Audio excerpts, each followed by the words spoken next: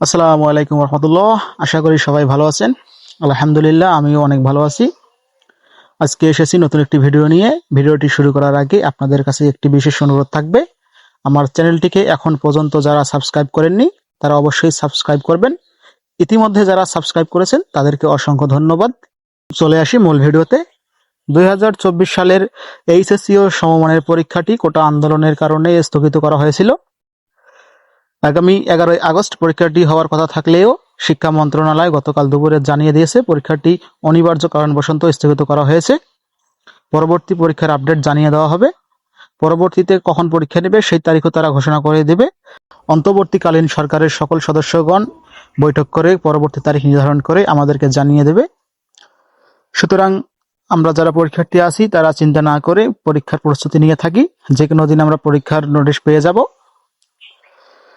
ততক্ষণ পর্যন্ত সবাই ভালো থাকবেন, সুস্থ থাকবেন। আল্লাহ হাফেজ। নতুন কোনো আপডেট পেলে আবার জানিয়ে দেওয়া হবে। ভিডিওটির শেষে বিশেষ অনুরোধ থাকবে, চ্যানেলটিকে অবশ্যই সাবস্ক্রাইব করবেন। সবাই ভালো থাকবেন।